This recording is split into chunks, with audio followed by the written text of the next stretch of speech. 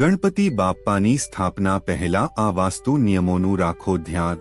થઈ શકે છે નુકસાન. ગણેશ ચતુર્થીના દિવસે ભક્તો ગણપતિ બાપ્પાની મૂર્તિ પોતાના ઘરે લાવે છે અને તેની વિધિવત પૂજા કરે છે. જો કે ગણપતિ બાપ્પાની મૂર્તિ લાવતી વખતે તમારે કેટલીક ખાસ બાબતોનું ધ્યાન રાખવું જોઈએ. હિન્દુ ધર્મમાં ગણેશ ચતુર્થીનો તહેવાર ખૂબ જ મહત્વપૂર્ણ માનવામાં આવે છે. વૈદિક કેલેન્ડર મુજબ દર વર્ષે ભાદરવા મહિનાના સુદ પક્ષની ચતુર્થીના દિવસે દેશભરમાં આ તહેવાર ખૂબ જ ઉત્સાહ અને ભક્તિ સાથે ઉજવવામાં આવે છે. ધાર્મિક માન્યતાઓ અનુસાર ભગવાન ગણેશનો જન્મ આ દિવસે થયો હતો. આ વર્ષે આ તહેવાર 27 ઓગસ્ટથી શરૂ થઈ રહ્યો છે અને આ દિવસે ગણેશજીની સ્થાપના કરવામાં આવશે. આ દિવસે ભક્તો ગણપતિ બાપ્પાની મૂર્તિ પોતાના ઘરે લાવે છે અને તેની વિધિવત પૂજા કરે છે. જો કે ગણપતિ બાપ્પાની મૂર્તિ લાવતી વખતે તમારે કેટલીક ખાસ બાબતોનું ધ્યાન રાખવું જોઈએ. વાસ્તુશાસ્ત્ર અનુસાર આમ કરવાથી ઘરમાં સુખ સમૃદ્ધિ રહે છે અને જીવનમાં સૌભાગ્ય આવે છે. તો ચાલો ગણેશ મૂર્તિ સ્થાપિત કરતા પહેલા મૂર્તિ સંબંધિત આ વાસ્તુ નિયમો વિશે જાણીએ. ગણપતિ બાપ્પાની મૂર્તિ લાવતી વખતે આ વાતનું ધ્યાન રાખો. જો તમે આ ગણેશ ચતુર્થીએ તમારા ઘરે ગણપતિ બાપ્પાની મૂર્તિ લાવવાનું વિચારી રહ્યા છો તો વાસ્તુના નિયમોનું ધ્યાન રાખો. એવું માનવામાં આવે છે કે ઘરમાં હંમેશા એવી મૂર્તિ લાવવી જોઈએ જે ન તો ખૂબ નાની હોય અને ન તો ખૂબ મોટી, એટલે કે મધ્યમ કદની મૂર્તિ લાવવી જોઈએ, કારણ કે આવી મૂર્તિ સૌથી શુભ માનવામાં આવે છે. સામાન્ય રીતે પંડાલોમાં મોટા કદની મૂર્તિઓ સ્થાપિત કરવામાં આવે છે. ગણેશજીના સૂંઢની દિશા ધ્યાનમાં રાખો.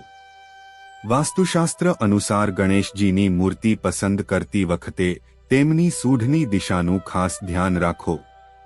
એવું માનવામાં આવે છે કે ઘરમાં વાવરતીની મૂર્તિ રાખવી સૌથી શુભ છે, એટલે કે એવી મૂર્તિ જેમાં ગણેશજીની સૂંઢ ડાબી બાજુ હોય. આવી મૂર્તિ ઘરમાં સફળતા અને સમૃદ્ધિ લાવે છે. ભગવાન ગણેશની મુદ્રા. વાસ્તુ અનુસાર ઘરે બેઠેલી ગણેશજીની મૂર્તિ લાવવી સૌથી શુભ માનવામાં આવે છે. આનાથી ઘરમાં સુખ, સમૃદ્ધિ, સુખાકારી અને આશીર્વાદ રહે છે. જ્યારે પંડાલો કે જાહેર સ્થળોએ ઊભી કે નૃત્ય કરતી મૂર્તિઓ લાવવી જોઈએ. ભગવાન ગણેશની મૂર્તિમાં મોદક અને ઉંદર હોવો જોઈએ. મોદક ગણેશને ખૂબ પ્રિય છે અને તેમનું વાહન ઉંદર માનવામાં આવે છે.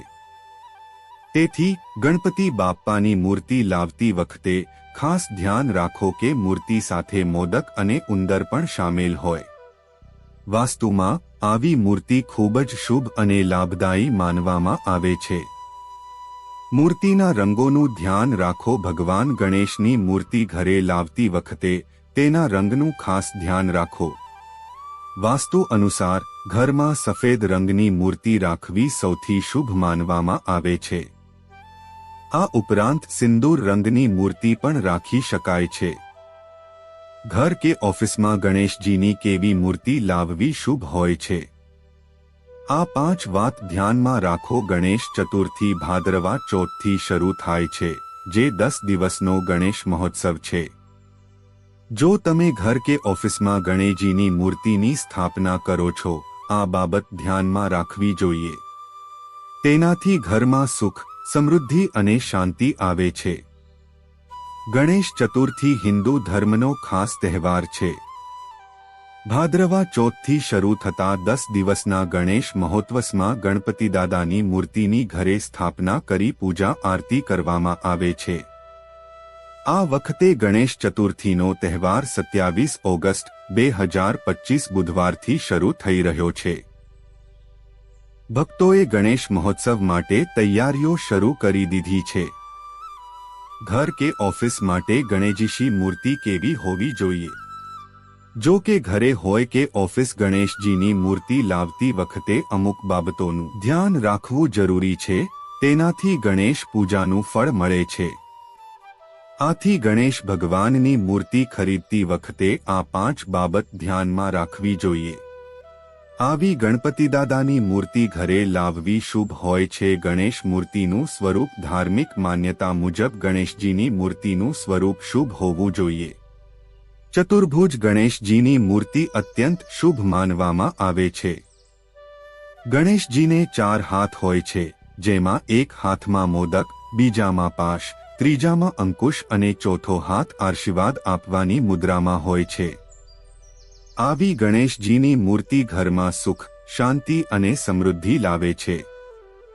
ઘર કે ઓફિસ માટે હંમેશા ડાબી બાજુ સૂંઢ હોય તેવી ગણેશજીની મૂર્તિ લાવવી જોઈએ.